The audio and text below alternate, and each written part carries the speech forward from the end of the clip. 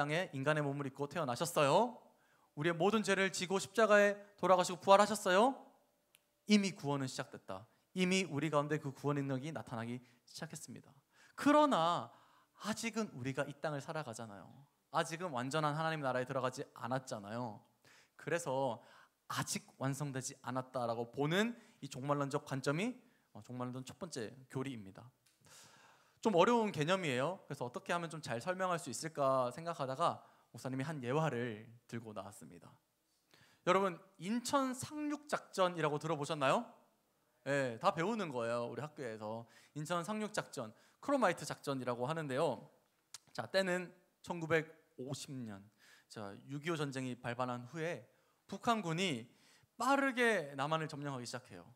8월에는요, 저기 아래 보이시는 낙동강 방어선까지 남하를 했어요. 그래서 저 빨간색 색깔들이 다 북한의 영토가 돼버린 거예요. 이제 남한이 저기 대구 부산 지역밖에 남지가 않았습니다. 이러다가 우리가 완전히 북한에 넘어가게 생겼어요. 이에 유엔군의 장군이었던 메가더 장군이 이 전시의 상황을 뒤집기 위해서 한 전략을 실행하기로 했습니다. 그게 바로 크로마이트 작전, 바로 인천 상륙 작전이었죠. 인천은요, 이 조수간만의 차이가 크고 해안이 험한 지역이에요. 그러나 메가더 장군은 지금쯤이면 북한이 방심을 하고 있을 거다라고 생각을 하고 인천 상륙작전, 대규모의 이 상륙작전을 감행합니다. 1950년 9월 15일 유엔군과 국군은 인천 앞바다에서 이 대규모의 함정을 동원해서 상륙을 하게 돼요. 먼저 해병대가 들어가게 됐고 이어서 국군과 유엔군이 쫙 밀어버립니다. 어떻게 됐을까요? 네, 이겼어요. 마침내 보름 만에 수도인 서울을 탈환하고요. 38선까지 쭉 밀고 가서 38선을 그어버리죠. 네, 휴전을 하게 됩니다. 승리한 거죠, 실질적으로. 훗날에 역사학자들은 이 인천 상륙작전을 이렇게 평가해요. 인천에 메가더 장군이 함대를 끌고 상륙한 그 순간 이미 사실은 승리한 거다. 이미 승리한 거다라고. 그러나 보름이라는 시간이 필요했잖아요. 그 시간 동안 뭘 했을까요? 북한 군들을 무찌르고 영토를 착착착착 확장하는 그러한 시간이 필요했죠. 이미 인천에 상륙한 순간 승리가 확정되었지만 아직 완성되진 않은 상태.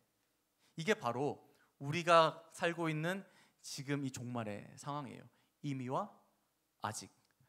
전문 용어로는 이렇게 부릅니다. 종말론적 긴장 상태라고 부릅니다. 우리가 지금 살아가는 이 시대가 종말론적 긴장 상태예요. 예수님이 오셔서 이미 우리의 구원을 확정 지으셨지만 아직 그분이 오실 때까지 완성되지 않아서 이 긴장 상태 가운데 살아가는 종말론이 바로 우리가 가지고 있는 종말론적 교리입니다. 이미와 아직 종말론의 포인트는 이거예요, 여러분. 바로 우리가 해야 할 일이 남았다는 거죠.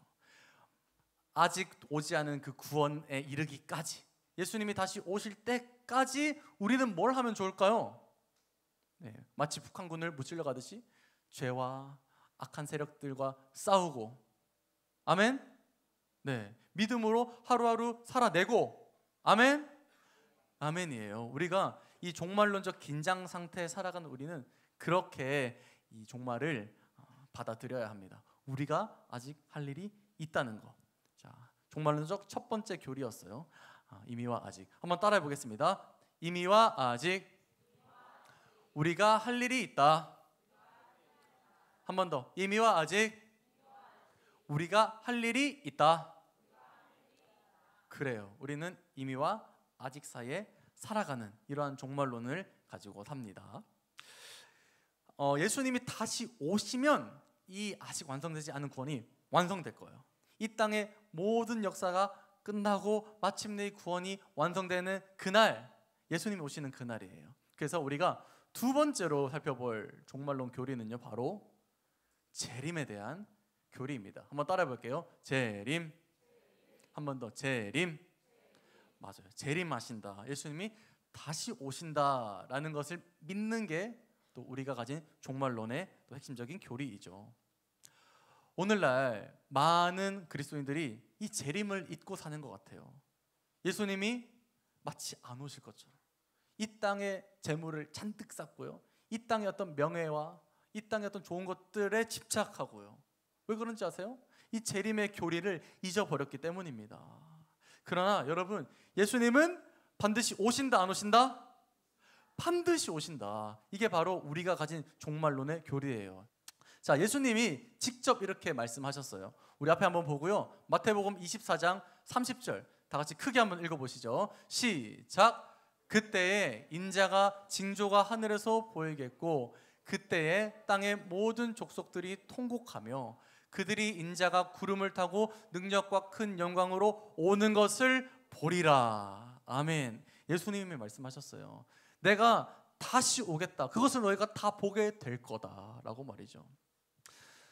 예수님은 분명히 다시 오십니다. 왜요? 그분은 우리의 신랑이시기 때문에. 성경은 다시 오실 예수님을 자주 신랑으로 비유해요. 신랑. 그럼 신부는 누굴까요? 우리들이죠. 우리들. 이스라엘에는 독특한 결혼 문화가 있었다고 해요. 당시 이스라엘은 결혼을 하면요, 약혼식을 크게 합니다. 그래서 신랑과 신부는 같이 잔치를 하면서 잔을 나누어 마시고 약속을 맺어요. 이때부터는 사실상 약혼이지만 사실상 법적 부부로 여겨집니다. 이제 그 다음에 보통은 우리가 신혼집에 들어가서 신혼생활 시작하죠. 근데 이스라엘은 달라요. 이스라엘은 남편이, 이 신랑이요, 떠납니다. 이 결혼식이 끝나면. 왜 떠나는가? 이제 신혼집, 같이 살 집을 마련하러 아버지의 집으로 갑니다. 그 당시는 이 대가족 시대였기 때문에 아버지 집에 가서 이제 우리 아내가 함께 살 그 방을 정리하거나 혹은 집이 작다면 집을 새로 짓거나 하는 그런 문화가 있었어요. 1년, 2년, 좀 긴 시간이 걸릴 수도 있었죠. 그러나 반드시 약속하는 거예요. 집을 마련하고 돌아오겠소라고. 자, 그러면 이제 신부의 시간입니다. 신부는 남아서 무엇을 할까요? 아싸, 자유부인이다. 아니겠죠? 네, 남편을 기다려요. 돌아올 거야 믿으면서 기다리고요. 또 정조와 순결을 지키고요. 네, 남편의 아내답게 살아가고요. 그렇죠? 이렇게 1년, 2년 남편이 올 때까지 신실하게 기다린 후에 남편이 데리러 오면 이제 그렇게 신혼집에서의 아름다운 결혼 생활이 시작되는, 이게 바로 이스라엘의 독특한 결혼 문화인데요. 마찬가지예요. 신랑 되시는 예수님은 지금 우리의 함께 거할 처소를 마련하러 가신 거예요. 반드시 다시 오십니다. 반드시 우리를 데리러 오십니다. 예수님 이렇게 말씀하셨어요. 제가 읽어드릴게요. 내 아버지 집에 거할 곳이 많도다. 그렇지 않으면 너희에게 일렀으리라. 내가 너희를 위하여 거처를 예비하러 가노니 가서 너희를 위하여 거처를 예비하면 내가 다시 와서 너희를 내게로 영접하여 나 있는 곳에 너희도 있게 하리라. 아멘. 아멘. 오늘날 재림의 교리가 너무나 상실되어 있습니다. 그러나 우리는 반드시 기억해야 돼요. 예수님은 반드시 오신다. 아멘. 아멘. 우리 이 종말론 교리의 핵심적인 교리입니다. 다시 오시는 예수님. 다시 오셔서 모든 이 긴장과 기다림 또 아픔을 다 끝내고 그분의 나라로, 그분의 우리의 신혼집을, 아름다운 그곳으로 우리를 이끄실 거예요. 우리가 해야 할 일은 순결을 지키며 그분이 오실 때까지 깨어 기다리는 것이죠. 재림의 교리를 우리는 믿습니다. 자, 한번 따라해 볼게요. 그분은 반드시 다시 오신다. 자, 한 번 더. 그분은 반드시 다시 오신다. 우리 종말론에서 중요한 교리, 재림에 대한 교리였습니다. 자, 그래요. 여기까지는 우리가 예수님을 기다리는 입장이었고요. 자, 이제부터가 좀 흥미롭습니다. 예수님이 그래요. 다시 오셨어요. 그 다음엔 이제 무슨 일이 일어날까? 정말로 이 종말에는 무슨 일이 일어날까라는 것입니다. 가장 첫 번째는, 예수님이 다시 오시면 가장 첫 번째는 바로 모든 사람이 부활한다는 거예요. 자, 부활의 몸에 대한 교리입니다. 자, 따라해 볼게요. 부활의 몸. 한 번 더. 부활의 몸. 네, 우리가 좀 착각하는 부분이 뭐냐면요, 마지막에 죽고 나서 천국 가면 이 육체는 없고 영혼이 막 둥둥 이렇게 떠다닐 거라고 생각해요. 아닙니다. 아닙니다. 심판받고 천국과 지옥으로 갈리기 전에 가장 선제되는 일이 있다면 바로 우리의 몸이 부활한다는 교리예요. 근데 이때 우리의 몸이 부활하는데요, 그냥 지금 이 몸으로 부활하는 게 아니라 지정의가 완전히 회복된 영광의 몸으로 부활합니다. 지금의 이 몸은 때로는 아프죠. 때로는 못생길 때가 있죠.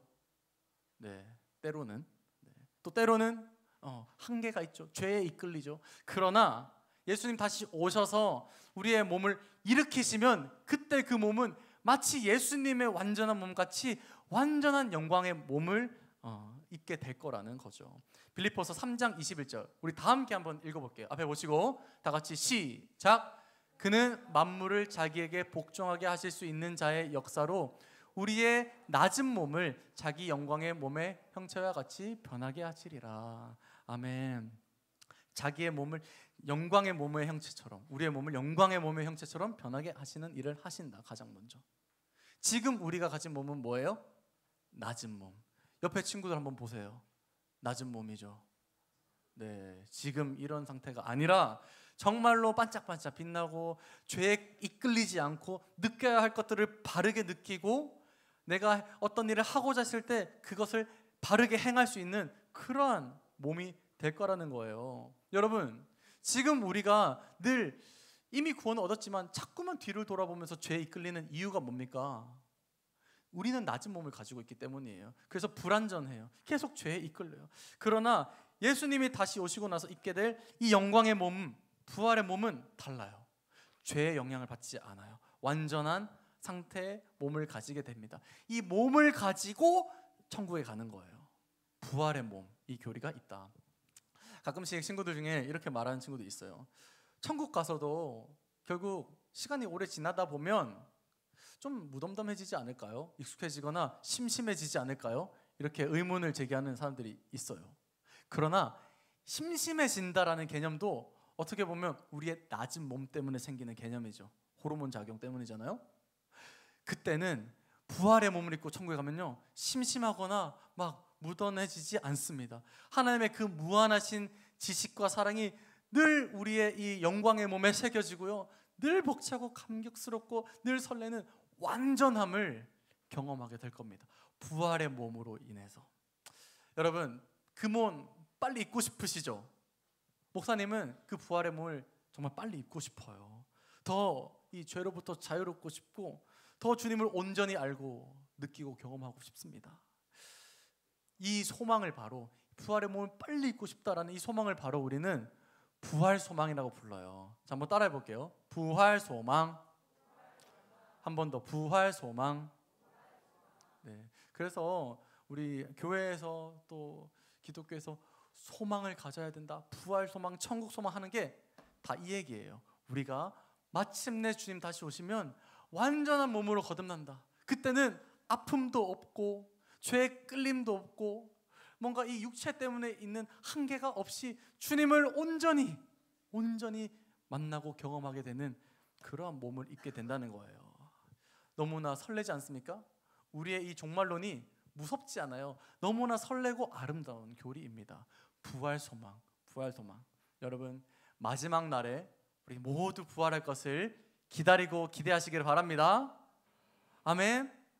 우리 믿는 자들에게는 이 부활 소망이 있어요. 지금 좀 힘들고 지금 좀 육체의 연약함으로 인해 한계를 느끼고 넘어져도 부활합니다. 우리는 그 언젠가 부활하게 될 줄 믿습니다. 좋아요. 네, 부활의 몸을 입을 교리가 있습니다. 자, 이제 이 부활의 몸을 입고 나서 우리가 알고 있는 이 종말, 바로 심판이 있습니다. 심판은요, 우리의 영원한 운명이 결정되는 그 결정이에요.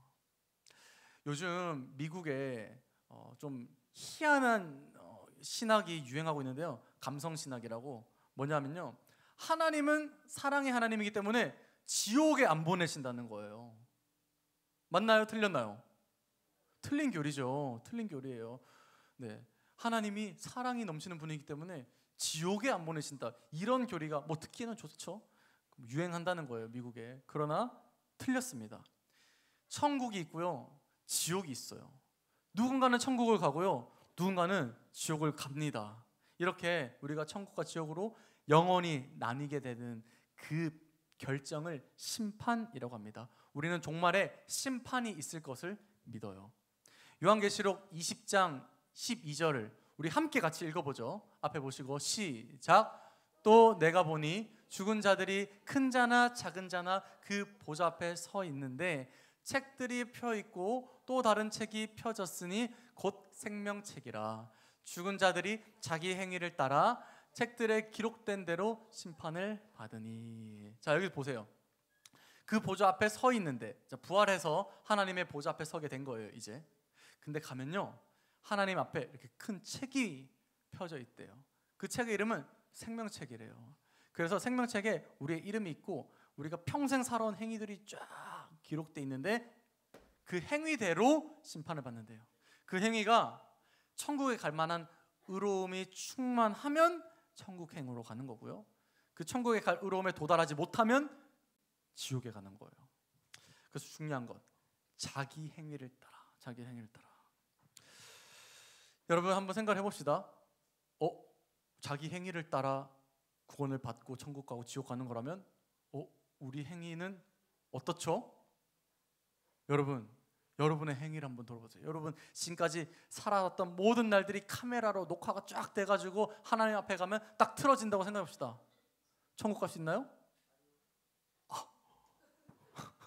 못 간대요. 근데 뿐만이 아니죠. 우리 모두가 그 행위에 따라서는 천국 갈 수가 없죠. 여러분들 혼자 있을 때 지었던 죄 생각해 보세요. 머릿속으로, 마음속으로 지었던 죄를 다 생각해 보세요. 그 행위에 따라서 누가 천국에 갈 수 있겠습니까? 그러나 여러분, 그 생명책에 우리의 이름이 있고 우리의 행위가 쭉 적혀 있는데 그 위에 놀라운 글씨가 휘갈겨져 있을 거예요.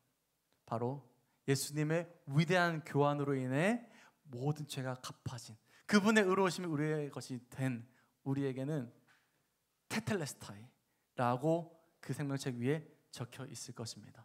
예수님이 다 갚으셨다. 너희의 더러운 행위에 대한 대가를 예수님이 다 갚으셨다.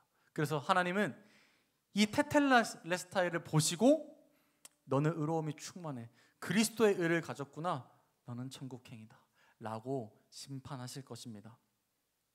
여러분, 그래서 우리가 이 예수님을 믿음으로 꽉 붙잡는 것이 너무나 중요해요. 그분의 의로우심을 위대한 교환을 통해서 받아 누리는 것이 너무나 중요합니다. 우리 절대 우리의 행위로 심판 가운데 천국행 판결받을 수가 없어요. 예수님의 의로우심이 우리를 천국 가게 합니다. 믿으시나요? 아멘이에요. 그래서 예수님을 잘 믿는 것, 그분께 믿음으로 연합하는 것이 너무나 중요하다는 거죠. 자, 그래요. 이렇게 테텔레스타이, 다 갚았다, 너는 예수 그리스도의 의를 통해 천국행이다 라고 판결받는 그날, 우리 믿는 사람에게 그날은 어떤 날일까요? 너무나 기쁜 날이죠. 너무나 축제의 날이죠. 여러분, 믿지 않는 자들, 죄인들에게는 이 심판의 날이 저주의 날이에요. 저주의 날. 그러나 우리 믿는 사람에게는 기쁨과 축제의 날일 줄 믿습니다. 그래서 종말론이 무섭지만은 않아요. 어둡지만 않고 오히려 기쁨의 교리가 되는 것입니다. 사랑하는 여러분, 심판은 분명히 있어요. 천국과 지옥으로 갈리는 그날에 우리가 예수의 의로움을 옷 입고 하나님 앞에 당당히 서기를 바랍니다. 아멘. 예수님의 그 의로우심으로 인해 천국에 가는 우리들 될 줄로 믿습니다. 그래요. 이렇게 우리가 심판의 교리를 또 분명하게 믿어야 한다는 거죠. 마지막.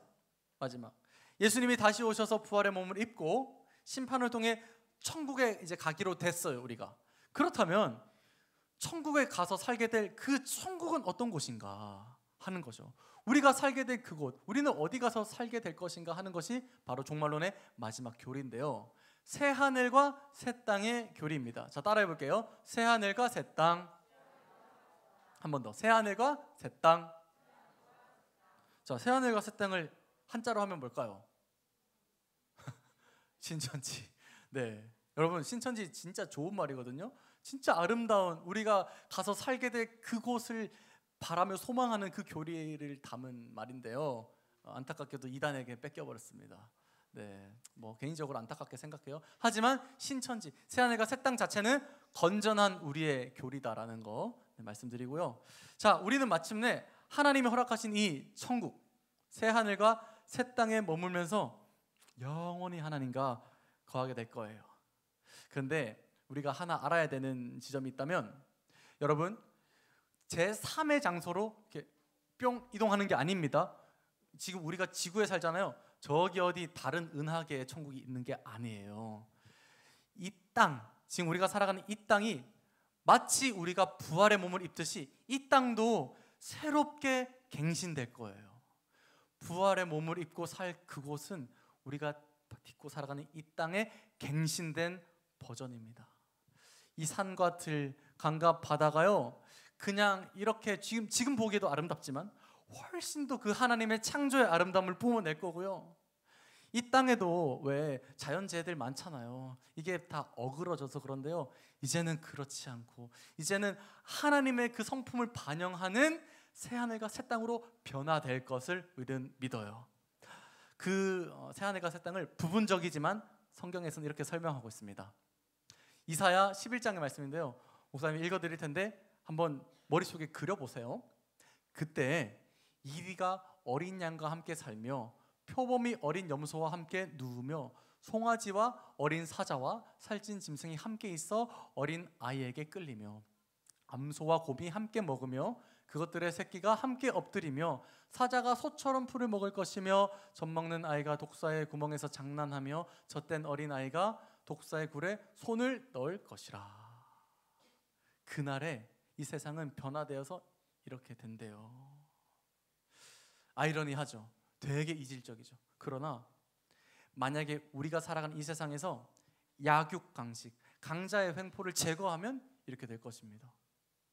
반목과 갈등을 제거하면 이렇게 될 것입니다. 완전한 평화의 나라일 거라는 거죠. 새하늘과 새 땅은.